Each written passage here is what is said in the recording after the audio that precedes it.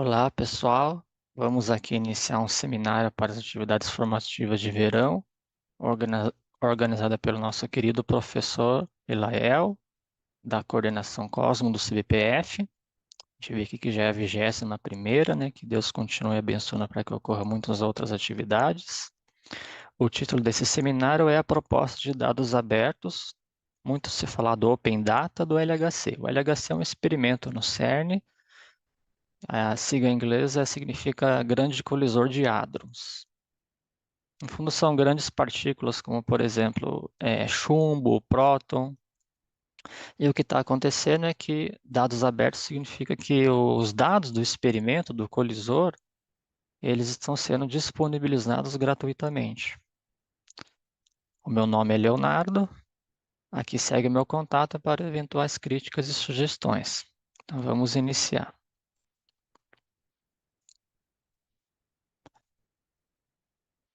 Esse seminário está organizado da seguinte maneira, né? A primeira a gente faz uma apresentação e contextualização, passando as ideias, vamos dizer assim, o cenário do Open Data no contexto da física de partículas, como foi se desenvolvendo e o estado atual do negócio. Em seguida, os principais objetivos e desafios, ou seja, quais são as motivações por trás disso e as dificuldades que estão sendo enfrentadas. Educação científica e formação de recursos humanos, aqui é como trazer o Open Data para o nível da educação, por exemplo, na iniciação científica, na divulgação científica, bem como que a necessidade de você capacitar pessoas para utilizar esses dados. E por último, as conclusões, que é um panorama geral, um resumo das principais mensagens que eu procurei apresentar nesse seminário.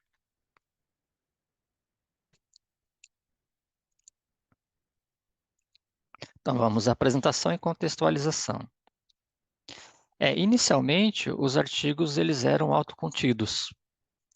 Por exemplo, você tinha uma descrição completa, os métodos, os aparatos, os dados coletados, as incertezas, ou seja, no fundo você era possível a replicação, você checar os resultados, porque você tinha tudo disponível. E até, eventualmente, estender esses resultados. Ou seja, o que eu quero colocar aqui é que existia uma transparência e qualquer um poderia criticar ou jogar o trabalho, porque tinha todas as condições necessárias para isso, né? Só que isso não acontece atualmente. Por exemplo, com as grandes colaborações experimentais, seja aqui a gente está focando no contexto de física de partículas, e com os volumes de dados cada vez maiores, fica difícil você passar toda a informação num artigo.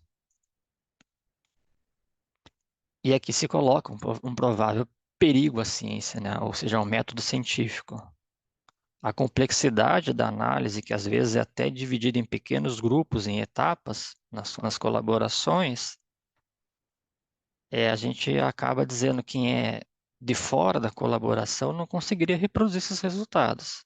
Evidentemente que quem está dentro da colaboração sabe que os resultados são checados por várias pessoas antes da submissão do artigo. Mas quem é de fora fica muito complicado essa checagem, essa replicação. E em 2014, o CERN, que é a sigla em inglês para a Organização Europeia para a Pesquisa Nuclear, ele lança o portal, o site do Open Data, que vem justamente para tentar contornar esse obstáculo, né, dos dados. Note que é 2014, né, já se passou uma década, mas pelo que eu estou percebendo é mais a partir de 2019 que a comunidade começa a dar uma atenção maior, porque justamente é nessa época de 2018, 2019 que se percebe mais eventos de capacitação, ou seja, uma preocupação de também ensinar as pessoas a utilizar o portal. E, essencialmente, a ideia do Open Data é você disponibilizar as informações e os dados das colisões das partículas no experimento do LHC, né, o grande colisor de hadrons. Hadrons são partículas compostas de quarks que são ligados pela interação nuclear forte.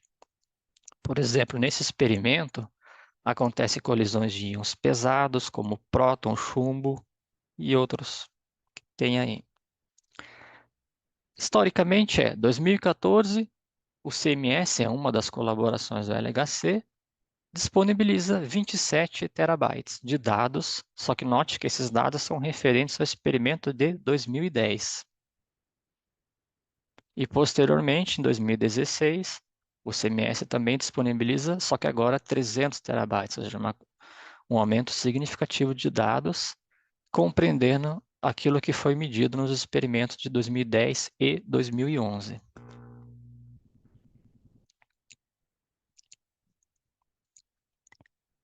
Note que 2010 e 2011, então provavelmente eu acho que esses dados contemplam a parte relacionada à descoberta do Higgs, que o Higgs ele foi anunciado pelo Atlas e pelo CMS em 2012. O Higgs é uma parte importante do modelo padrão. Certamente, se for anunciado em 2012, então as medidas devem contemplar essas de 2010 e 2011.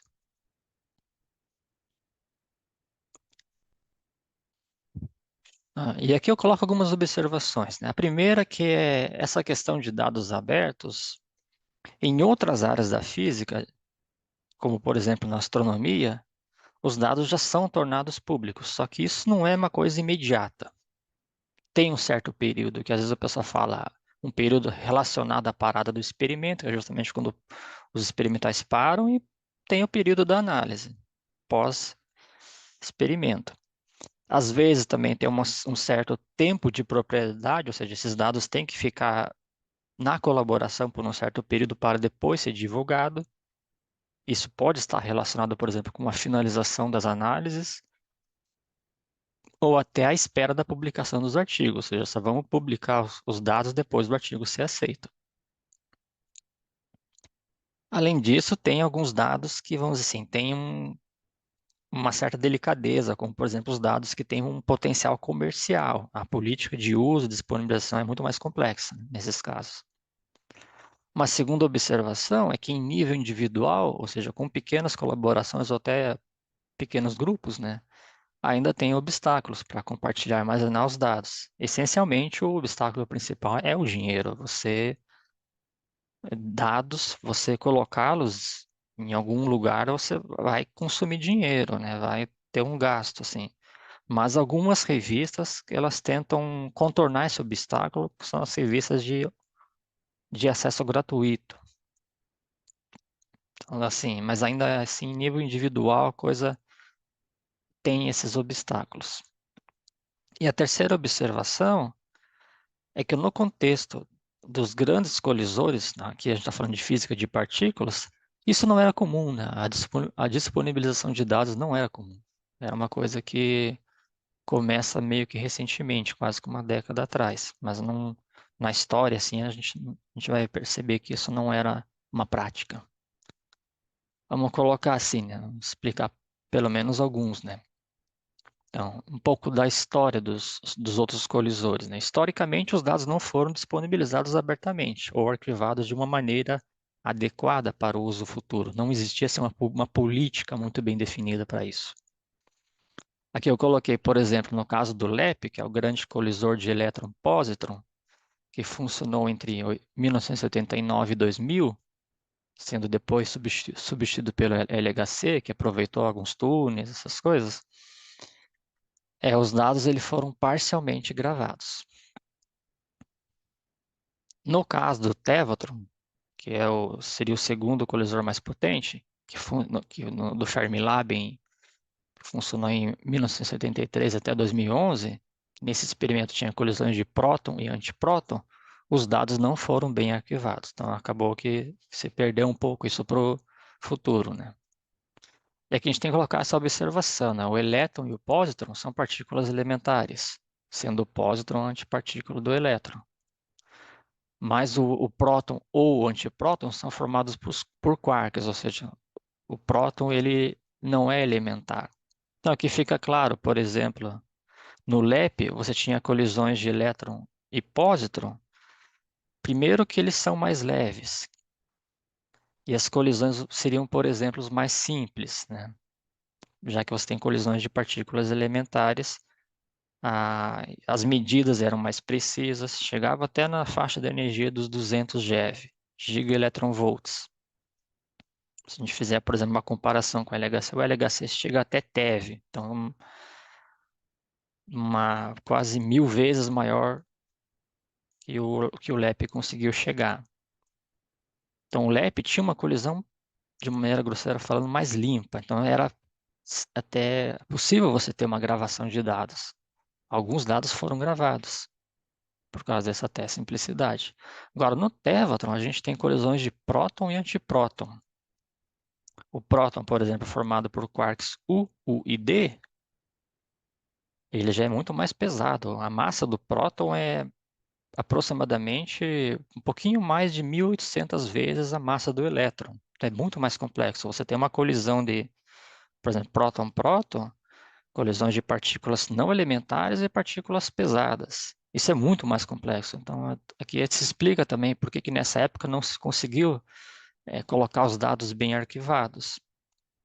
E além disso, no Tevatron chegava energias na faixa do tera electronvolts, que é 10 na 12 electronvolts. Então fica claro assim que a complexidade que é você gravar dados envolvendo colisões de partículas não elementares e pesadas. Aí a gente entende por que no LEP se conseguiu gravar alguma coisa, no Tevatron ainda tinha essa dificuldade.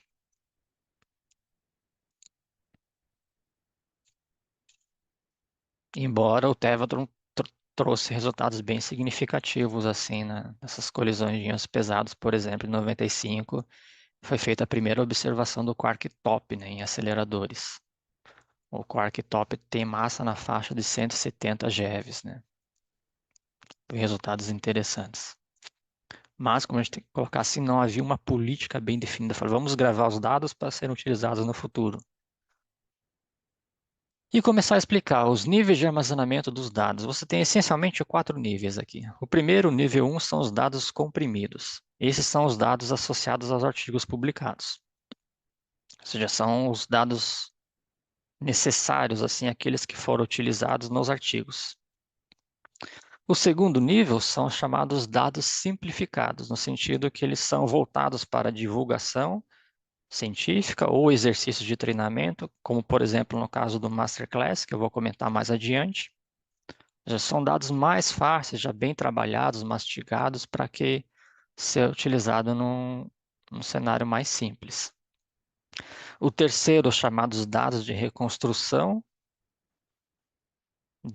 dos eventos que ocorreram nos processos de colisões. Aqui também pode-se colocar simulações numéricas, e bem como as análises feitas pelos programas. Ou seja, aqui contempla a análise completa, né? Vamos dizer assim.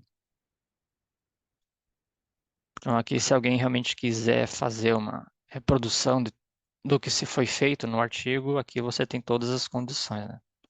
Está bem explicado qual foi o programa que se utilizou para fazer aquela análise, bem como as comparações com as simulações numéricas, assim por diante. E o nível 4, que o maior refinamento, seriam contemplando todos os dados do nível 3, e ainda assim acrescenta alguns dados potenciais que são chamados dados experimentais brutos. São aqueles que não passaram por nenhuma, vamos dizer assim, estatística, aquele dado que realmente a pessoa acha que, olha, esse dado pode, por futuro, ter algum potencial de ter alguma descoberta de alguma coisa, que a gente ainda não fez nenhuma análise específica e também nenhuma análise estatística, por exemplo. Então, esses dados brutos é claro que disponibilizar dados custa dinheiro. Então, ao se colocar dados no nível 4, a pessoa já olha, vamos ver quais são os dados potenciais, né? Não são todos os dados brutos que são colocados, mas aqueles que se acredita que possa ter alguma importância no futuro. Essas aqui são as referências que eu utilizei para essa parte de apresentação e contextualização, que essencialmente são blogs, postagens e reportagens, são coisas mais simples que ajudam nessa introdução assim do Open Data, né? Por exemplo, nesse artigo de Wiley, O LHC Educação, note que é um artigo de 2009, isso mesmo antes do lançamento do portal do Open Data, que foi em 2014. Mas ele já falava, olha, o LHC tem uma preocupação com educação. E é interessante que ele levanta, por exemplo, visões críticas, né? Uma certa oposição. Ele fala, olha, ele comenta muito a questão da ciência dura, né? Que é a física, a astronomia, que quer entender a estrutura da matéria e do universo, mas ele coloca alguns questionamentos muito interessantes. Por exemplo, primeira questão, o uso da tecnologia para melhorar a efetividade do processo do ensino-aprendizagem. Será que, nesse caso, Alega, você está conseguindo cumprir essa missão?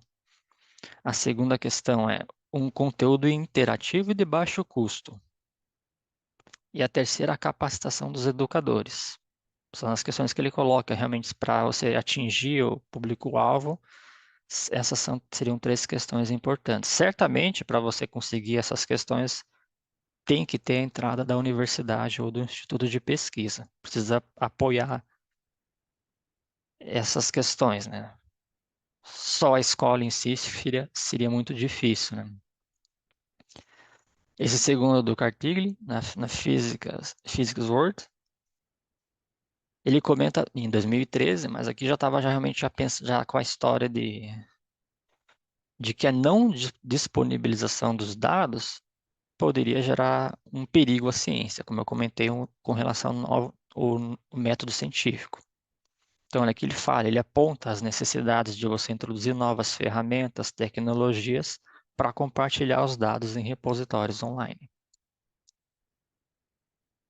Nesse de Gallagher, que realmente é o comentário, né, que o CERN faz as primeiras publicações dos dados do experimento do LHC, ele comenta, a maior expectativa é que esses dados possam ser reanalisados no futuro e a maior expectativa é, de fato, possíveis descobertas serem validadas.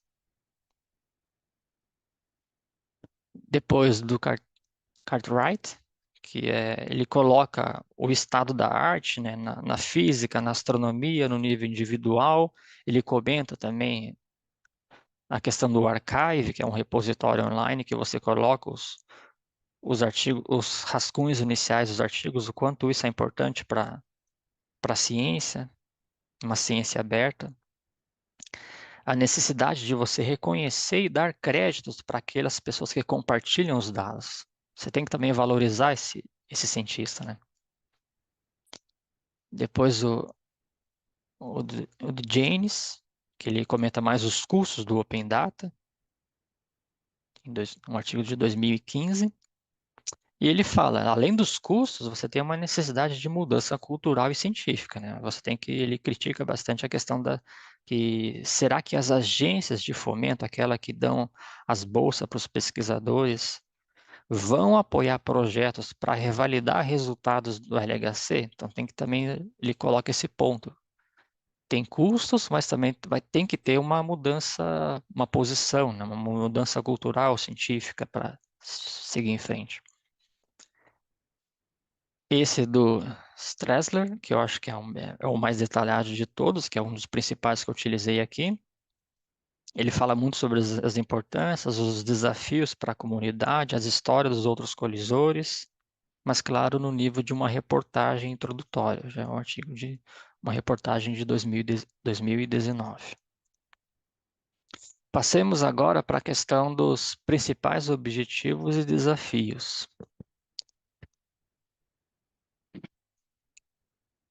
A segunda parte, né? Comecemos destacando os principais objetivos. Primeiro, legado científico. A gente tem que ter em mente que pode demorar décadas para a construção de um outro colisor de partículas mais potente que o LHC no caso, né? Então, tudo indica que os resultados hoje do LHC, ele será o estado da arte da física de colisões de íons pesados, quando colisão de próton-próton, colisão de próton-chumbo, chumbo-chumbo. Então, isso que está sendo feito agora vai ser o estado da arte no futuro, até que seja feito um outro colisor, que está cada vez mais caro você construir um colisor, né? A segunda é a expectativa de se observar futuramente algum novo efeito, nova partícula, com os dados arquivados agora. Então, essa, de fato, é a maior expectativa, você descobrir uma nova física, que hoje o pessoal não está vendo. A terceira, a importância de trabalhar com os dados reais, ou seja, os dados que são medidos no experimento, e compará-los com os dados de simulação, porque normalmente os dados de simulação que você faz no computador são coisas que têm, às vezes, muitas aproximações, tem muitos métodos por trás, tem limitações. Então, trabalhar com os dados reais é importante. Quarto, estimular investigações de outros pesquisadores, por exemplo, de fora das grandes colaborações. Uma vez que os dados estão disponíveis gratuitamente para todos, a ideia também é que outros pesquisadores possam utilizar esses dados, não necessariamente só aqueles que estão na colaboração.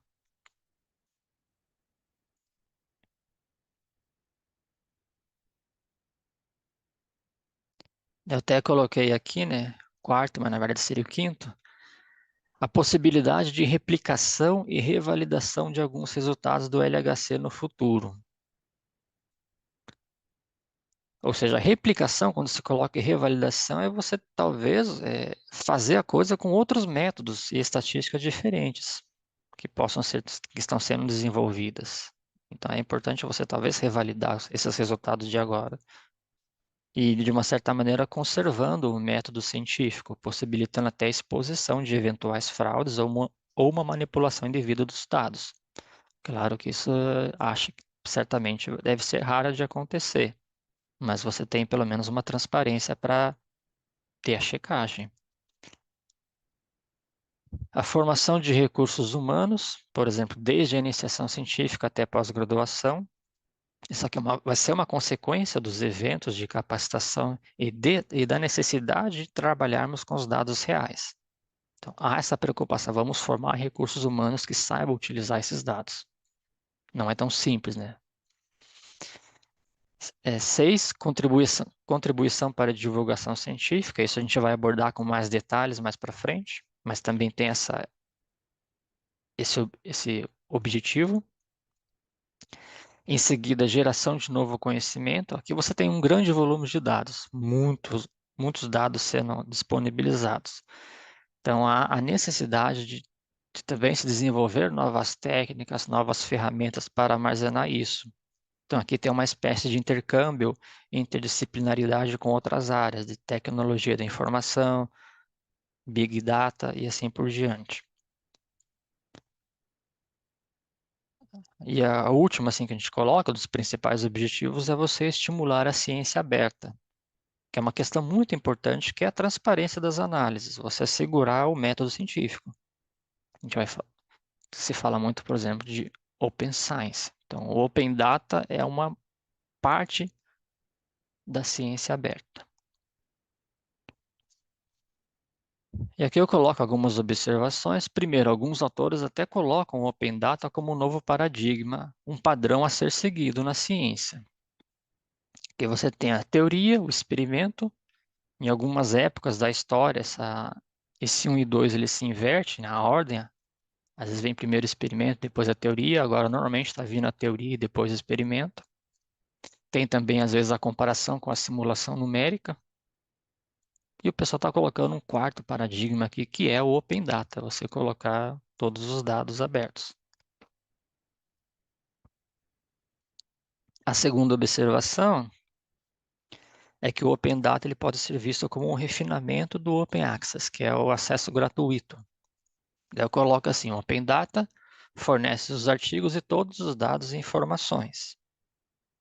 E o Open Access, você tem os artigos acessíveis de modo gratuito. Por exemplo, tem o repositório online Archive, que é onde você coloca o chamado pré-print, a versão inicial do artigo, um rascunho, que isso é disponibilizado pelos autores.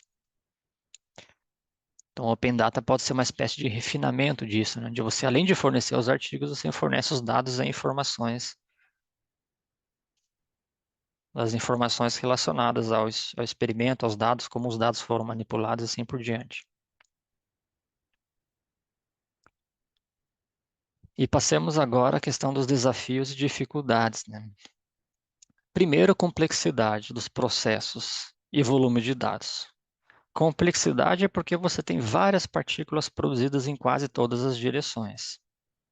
Você tem colisões de íons pesados, isso pode produzir um zoológico de partículas. Esse zoológico pode ser espalhado em várias direções. Volume de dados cada vez maiores. Exemplo, até coloquei aqui um exemplo do chumbo, né, o PB. O chumbo, no caso mais estável, ele tem 82 prótons, o núcleo dele, e 126 nêutrons. O próton é composto do... Cada próton é o quark UU e D. O nêutron, UDD. Então, você tem 82 e 126, você está trabalhando com inúmeras partículas aqui. Então, imagina o que seria uma colisão de chumbo-chumbo, né? Em altas energias de tera-eletronvolts, pode produzir várias partículas. Então, é complexo o processo. O segundo, os detectores têm forma complexa, eles não são uniformes. Por exemplo, no caso do CMS, ele é um formato de um cilindro. E também tem regiões com limitações, tem regiões de pontos fracos, vamos dizer assim, onde tem partículas que nesses pontos fracos as partículas não são detectadas. Tem fios, tubos, etc. Então, o detector em si, ele não é um detector uniforme perfeito, ele tem as suas limitações. Terceiro, o processamento de dados e a estatística estão em constante aprimoração. Então, isso acaba colocando novos detalhes sofisticados, que tem que entrar o pessoal da tecnologia de informação, do Big Data, do aprendizado de máquina. Então, tem uma série de coisas aqui que estão sendo aprimoradas em constante aprimoração. E aqui eu coloquei uma outra observação que vale a pena comentar. 99,9% dos dados acabam sendo desconsiderados, ou seja, você acaba desprezando esses dados, porque só aqueles que satisfazem as condições do chamado filtros, os triggers, só esses dados que passarem por esse filtro, eles serão gravados. Aqui esses filtros podem, por exemplo, ser restrições, cortes, restrições na energia da partícula, no momento transverso, na massa invariante, restrições na pseudo-rapidez. Então, tem uma série de condições aqui que você fala, só vamos gravar os dados que satisfazerem essas condições. Isso acaba desconsiderando 99,9% dos dados.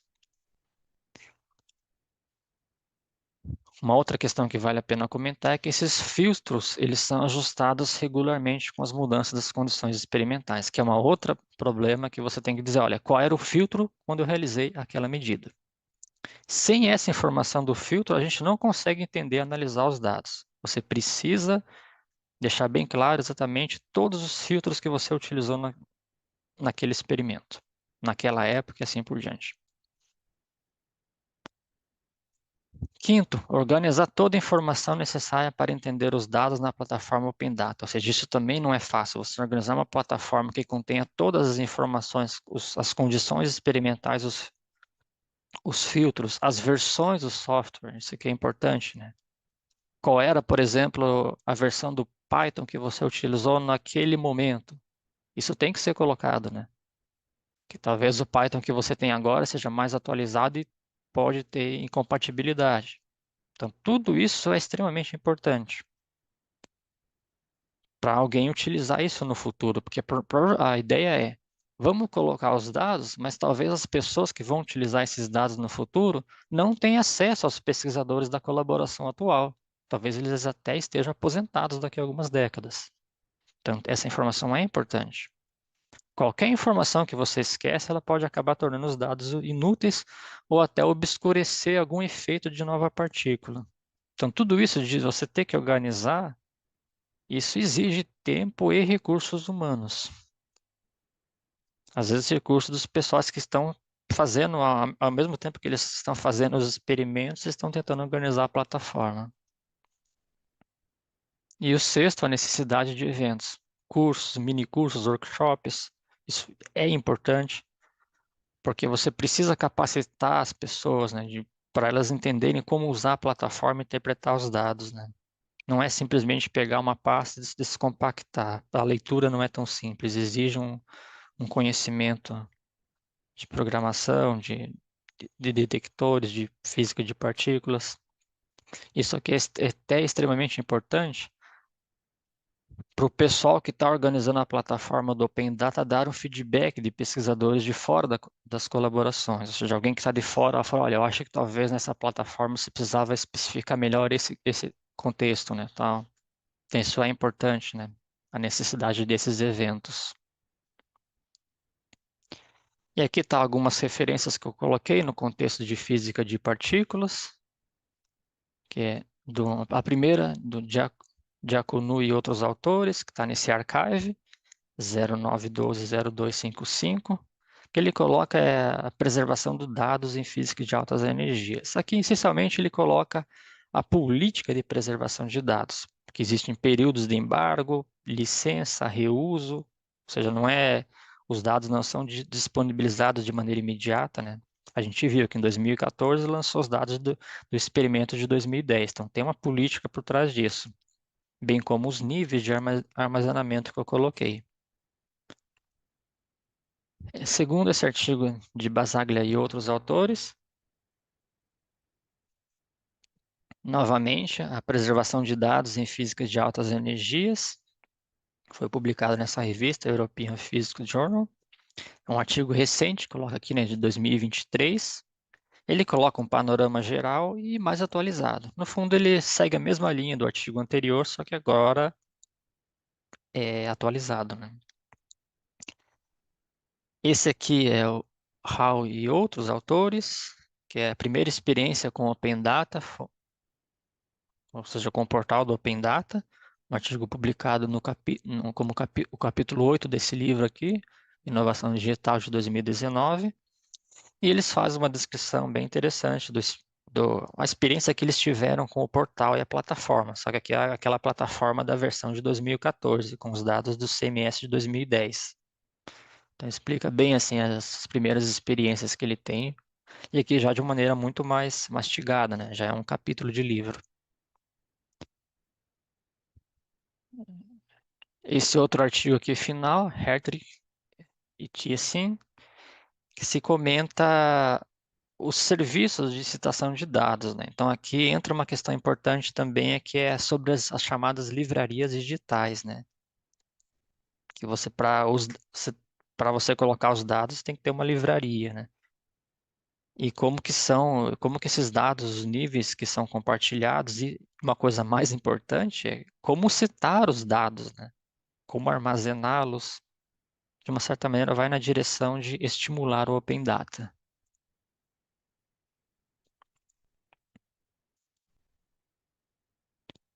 Em seguida, artigo de Caldeirão e outros, ele coloca, né, as questões das ferramentas que estão por trás do, do negócio, né, da plataforma. Então, se fala, por exemplo, as ferramentas, os programas, como analisar os dados, são artigos mais de ensinar, né, como se utilizar, né. E o outro, do Cotton, novamente, Open Data e análise de dados, no experimento do LHC, ele segue a mesma linha do anterior, que é uma análise da plataforma, assim, né? Explicando a plataforma, quais são as ferramentas, o que que você precisa fazer para analisar os dados. Tanto que eles foram publicados na mesma revista, né? E no mesmo volume. O artigo de Sincon e outros autores, que é o Open Data, é, reprodução, né? É um caso de estudo que eles fizeram dos dados abertos do CMS. Esse eu acho que ele coloca com mais detalhes a informação e como utilizar a informação e os dados para a reprodução dos resultados dos artigos. Mais recente, de 2020.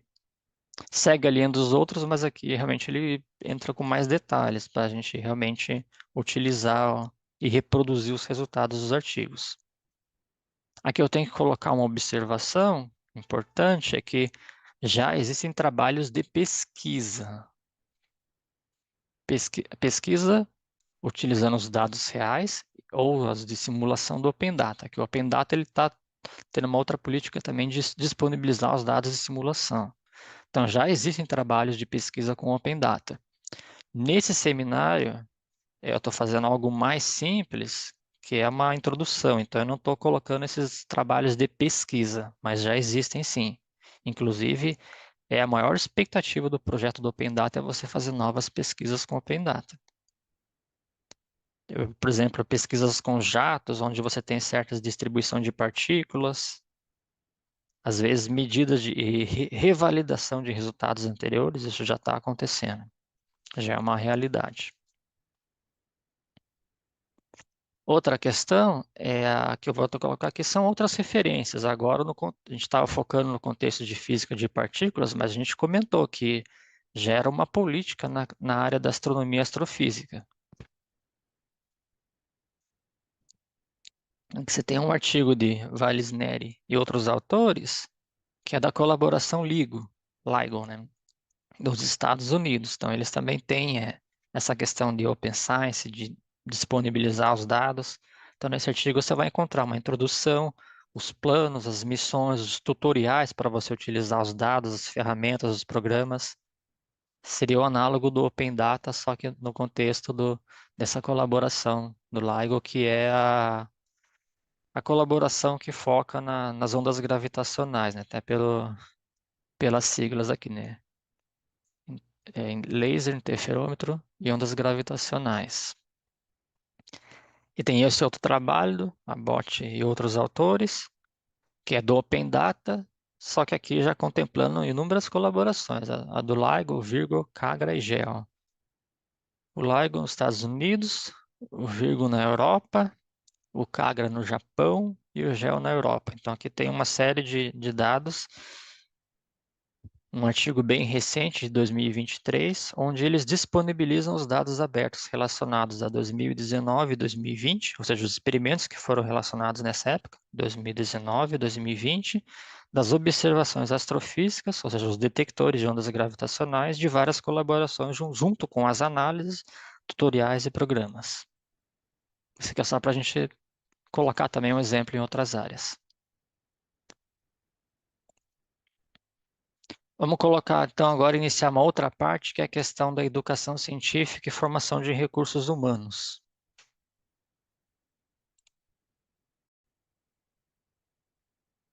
Então, continuando, após uma pausa para a hidratação, né?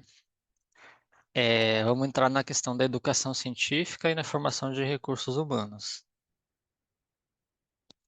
Primeiro, a observação que eu coloco é que o CMS ele tem procurado também disponibilizar os arquivos de simulação e comparar diferentes técnicas e métodos efetivos. A gente coloca, existe uma complexidade dos dados, não são simples a leitura deles, extrair informação também é difícil. Isso claramente coloca uma necessidade de capacitação, de cursos, workshops, e essa capacitação ela contempla a parte da teoria, a fenomenologia, a parte experimental e claro, a programação.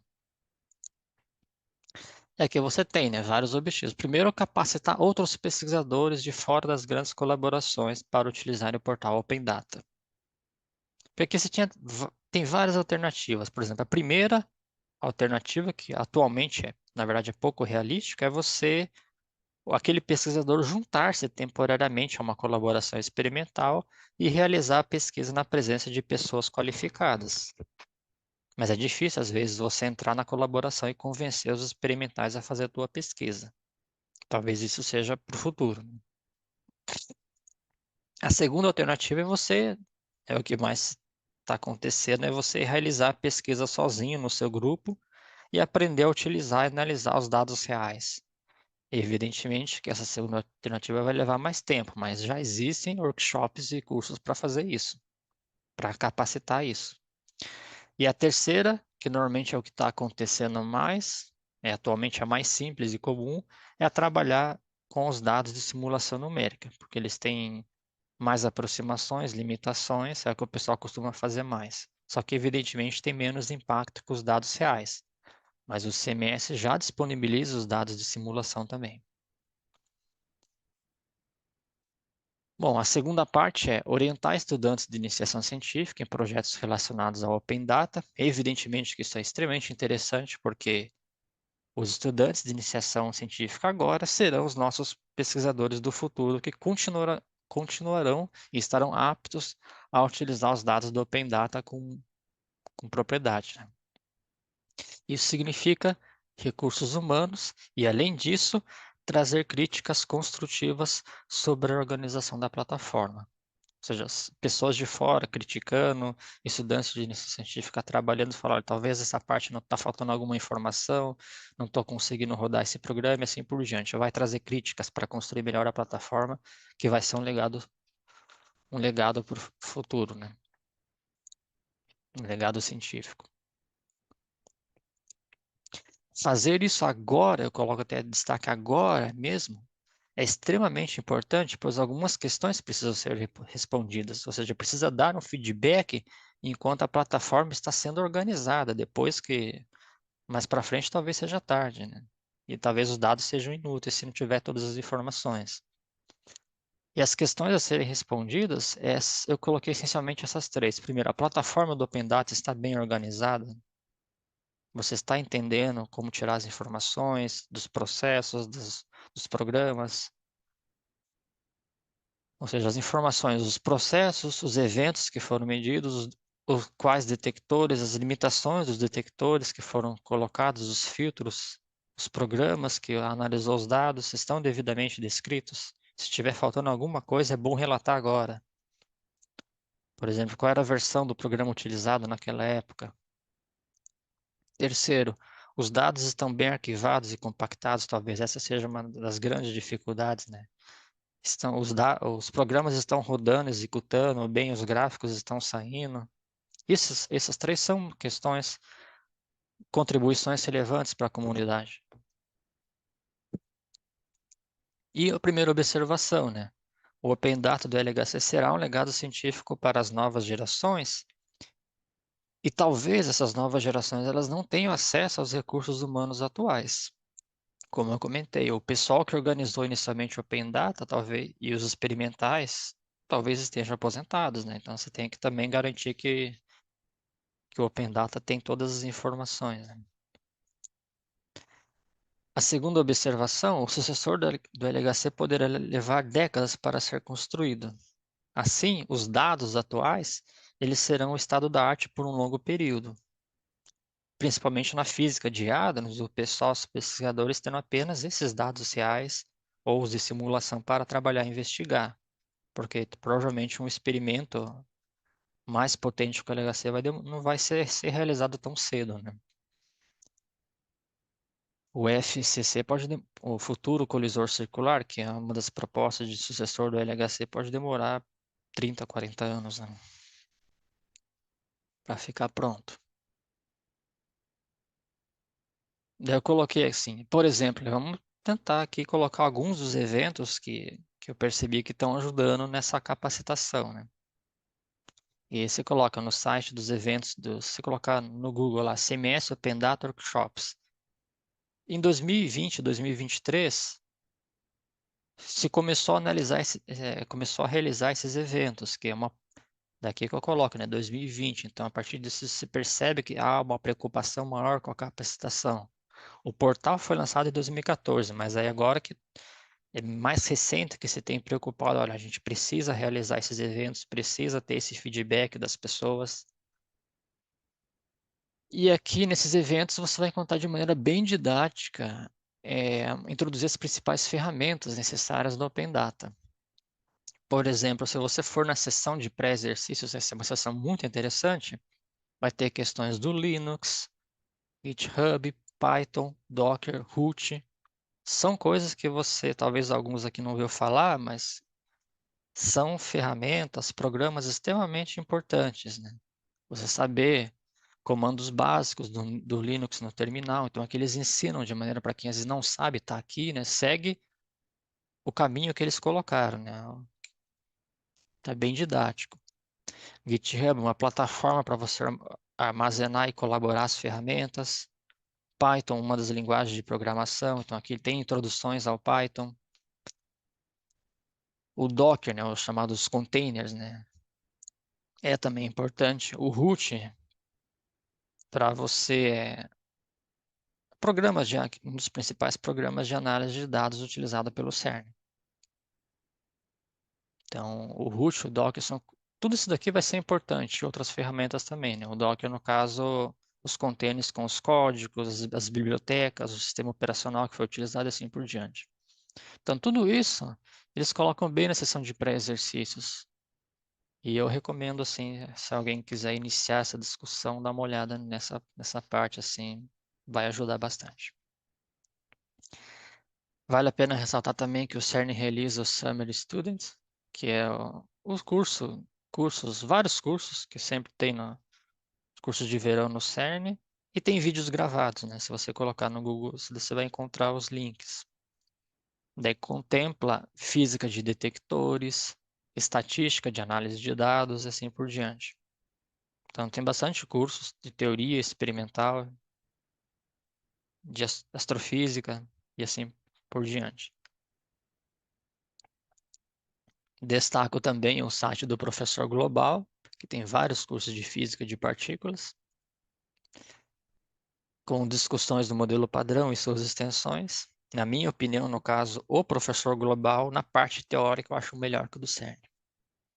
Então é interessante combinar os dois, combinar o do CERN e do Professor Global, que você consegue ter um bom acesso à parte teórica e aqui ter um bom acesso na parte experimental e fenomenológica. Acho que os dois se contemplam assim, pode ajudá-los. Uma outra observação, vale a pena ressaltar que o CERN já possui eventos voltados para divulgação científica e educação, por exemplo, o Masterclasses, o Beeline for School. Nesses dois artigos de Watanabe e outros autores, você vai encontrar uma descrição do que é o evento do Masterclass. Eu já tive a oportunidade de participar desse evento organizado no CBPF. É um evento mais de curto prazo, né? Alguns dias, tá? No máximo uma semana. E aqui eles explicam, né, o que que a gente pode aprender no evento Masterclass que tenta assim procurar apresentar os experimentos do CERN para estudantes do ensino médio, com palestras, reconstrução de eventos, análise simples de dados, palestras de física de partículas. Então são bem descritos nesses artigos da Revista Brasileira de Ensino de Física, um em 2014 e um em 2016. Nesse caso, acho que era um evento que foi organizado na USP e qual era o papel na educação, e aqui sobre o evento na USP junto com a Federal do ABC. Aqui vendo mais a questão do papel dos professores, né? Mais voltado ao ensino aqui, ao ensino, à pesquisa em educação, assim. Então, são dois artigos que quem quer entender melhor como é a visão do Masterclass no seu papel na divulgação e educação científica, eu recomendo esses dois artigos da Revista Brasileira de Ensino de Física. Tem outros agora com relação ao Beeline, que eu também tive a oportunidade de participar, no CBPF. Eu vejo o Beeline como uma espécie, algo mais, vamos dizer assim, médio e longo prazo. Então, talvez um semestre, né? Nesse artigo de Joss e outros autores, você tem uma explicação, né? Qual é a competição do Beeline? É uma descrição completa, vamos dizer assim. O evento ele inicia em 2014, essa competição. Daqui ele explica quais são as etapas, o impacto nas escolas, nos vencedores, quais foram os frutos disso daí. Essencialmente, no Beeline, você forma uma equipe. Essa equipe ela é composta de estudantes do ensino médio, com seus professores, e às vezes pode ter a entrada de pesquisadores de institutos de pesquisa. E eles propõem um experimento ou uma investigação, e os vencedores eles vão para o CERN realizar o experimento. Então, muito interessante aqui, quem quiser ter uma ideia do que é o Beeline, nesse artigo de 2017, ele explica em detalhes. Aqui, esse artigo também eu acho muito interessante, que é do Bromfield e outros autores, que é testando a validade do fator de Lorentz. Aquele fator que é o gama, né, que é 1 sobre a raiz quadrada de 1 menos v ao quadrado sobre c ao quadrado, onde v é a velocidade e c é a velocidade da luz. É o fator gama, o fator de Lorentz. Esse aqui é um projeto que foi um projeto vencedor do Beeline, que acabou virando um artigo na Physics Education, artigo de 2018. Para a gente ter uma ideia assim do que é um trabalho vencedor, né? E aqui eles analisaram o projeto, uma medição, testando o fator de Lorentz em taxa de decaimento de pions. Nesse outro artigo de Aretz e outros autores, é muito parecido com o artigo de Joss, ou seja, é uma descrição do projeto Beeline, só que aqui ele é mais recente, né? O artigo de 2020. Então aqui ele já apresenta até com mais detalhes quais são os instrumentos que estão disponíveis para o estudante realizar o experimento no CERN. Então, se alguém está com a visão de seguir esse projeto, esse artigo vale a pena dar uma olhada. Seguido, o artigo de Boselli, entre outros, a perspectiva dos professores com relação ao CERN Beeline for School Competition, ou seja, qual foi o impacto na formação dos professores nos estudantes, um artigo bem recente, de 2022. Esse aqui é um artigo mais voltado na área da educação. Bom, vale a pena comentar aqui é que eu realmente procurei, mas eu não encontrei algum artigo do Beeline for Schools na Revista Brasileira de Ensino de Física. Pode ser que eu acabei esquecendo de alguém, acabei cometendo um erro, mas eu acho que talvez valeria a pena o pessoal da educação fazer um artigo, como por exemplo foi feito no caso do Masterclass na Revista Brasileira de Ensino de Física. Pois eu vi que tem diferenças entre o Beeline e o Masterclass. Eu acho que o Masterclass ele vai mais de curto prazo, enquanto o Beeline médio e longo prazo. Eu talvez não tenha competência para fazer um artigo na área de educação, mas eu acho que valeria a pena, assim, a gente ter um análogo desses trabalhos aqui nas nossas revistas brasileiras.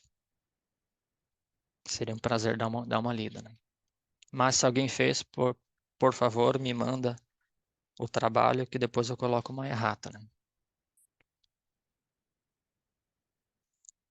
Aqui são as referências que eu coloco voltadas para a iniciação científica e Open Data. Nesse primeiro artigo, usando os dados do CMSS para a educação, né? Eu acho que esse artigo aqui, 2020, aponta alguns aspectos para melhorar o uso dos programas. Então, vai ajudar assim, a dar usar os programas não é tão simples, então aqui ele dá umas dicas interessantes. Mas sempre, né, visando aquela pessoa que está fazendo uma iniciação científica nessa área. Esse artigo de Akgün, numa revista turca, ele fez um estudo do Higgs, né, com os dados do CMS Open Data, né, porque o Higgs foi anunciado em 2012, então o Open Data de 2010, 2011, de fato contemplou algumas questões do Higgs, né. Então aqui ele faz como se fosse um projeto de iniciação científica, ele mostra, vamos utilizar os Open Datas.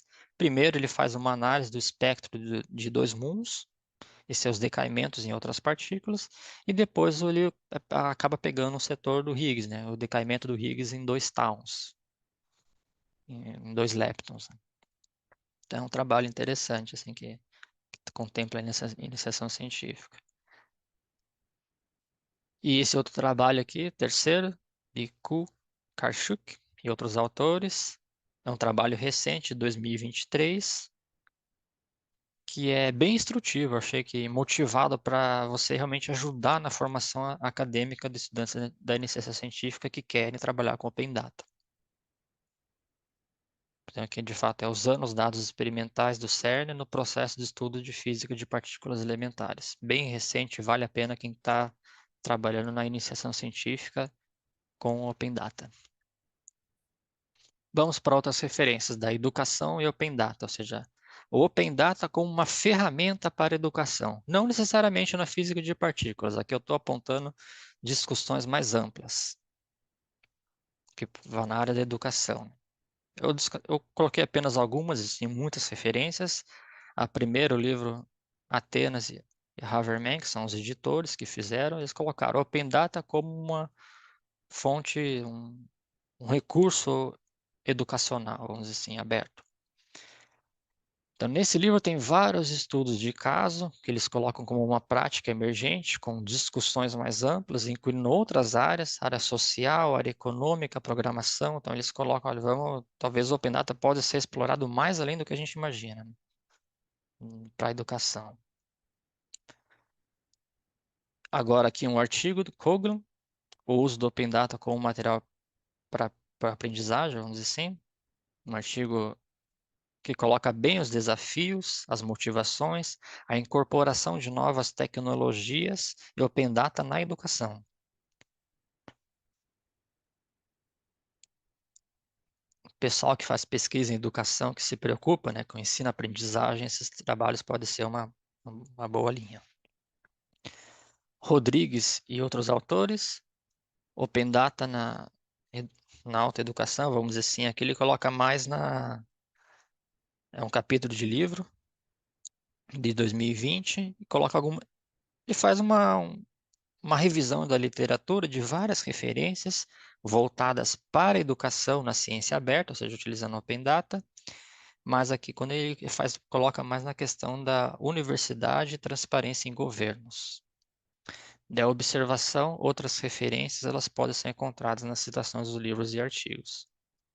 Aqui eu só estou fazendo um pequeno comentário, só apontando, olha, o Open Data pode ser mirado para outras direções, né? Ou seja, só quero apontar que existe outras discussões do Open Data na educação. Um outro slide muito interessante, que agora vamos tentar sair um pouquinho, extrapolar um pouco para outras áreas, né? Além da física.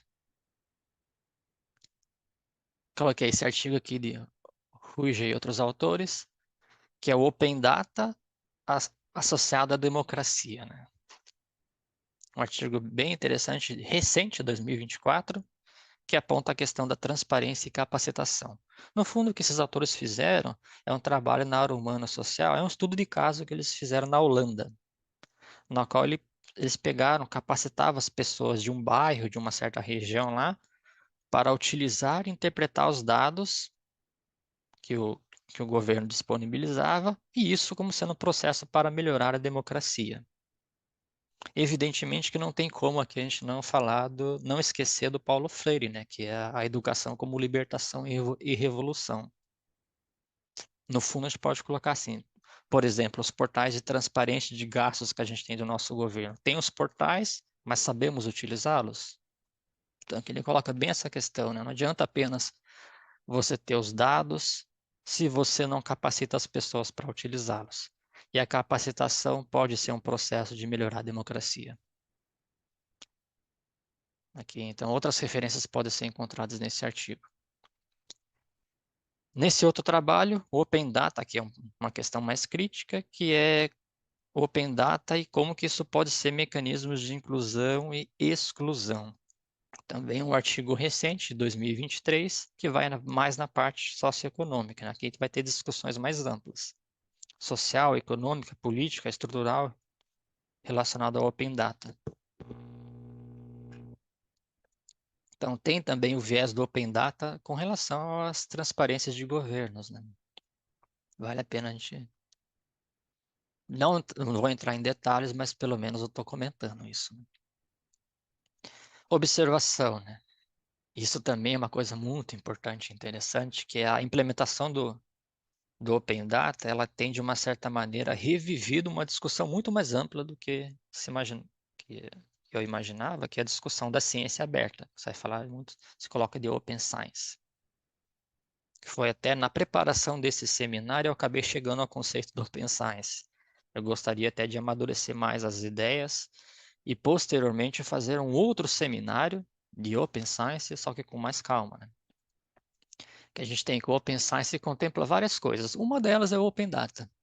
Depois tem Open Journal e assim por diante. Tem uma série de outras coisas assim. Então, o Open Data é uma coisinha dentro de outro mais amplo que merece ser discutido, né? Inclusive, Open Science é até discutido em documentos da Unesco, né? Que a Unesco é as nações o órgão, vamos dizer assim, que coloca recomendações para a educação, para a ciência, para a cultura, né? Então isso não é algo assim que a gente pode ignorar. Tem que ter uma discussão que eu vou fazer com, não nesse seminário, mas se Deus quiser em outro. As conclusões: o Open Data está começando a ser uma realidade na física de partículas, ou seja, foi início em 2014, no caso do LHC, mas a gente percebe que em 2019 começa a ter mais eventos de capacitação, existem muitos recursos, dinheiro, recursos financeiros e humanos, mudança de cultura científica e legado científico. Aqui você pode colocar mudança de cultura na questão de paradigma e preocupação com a ciência aberta, ou seja, é necessária uma mudança aqui. A questão do legado científico será o estado da arte na física de hadrons por várias décadas. Então, isso é para ter um novo acelerador pode demorar. Terceiro, tem espaço para todos, pessoal da teoria, da fenomenologia experimental. Então, é uma necessidade de dar um feedback agora para melhorar a plataforma e ver se está faltando alguma informação ou instrução. Então, todos são bem-vindos para colaborar, porque isso vai ser importante para o futuro. O conceito de Open Data pode ser aplicado em outras áreas. Daqui a gente coloca, por exemplo, como mostrei na área da educação, na área social, na área política. Eu fiz apenas pequenos comentários e apontamentos que podem ser aprofundados por outras pessoas. Seria um prazer assistir e ver isso em mais detalhes. Aqui eu toquei de maneira mais simples, já que o seminário era introdutório.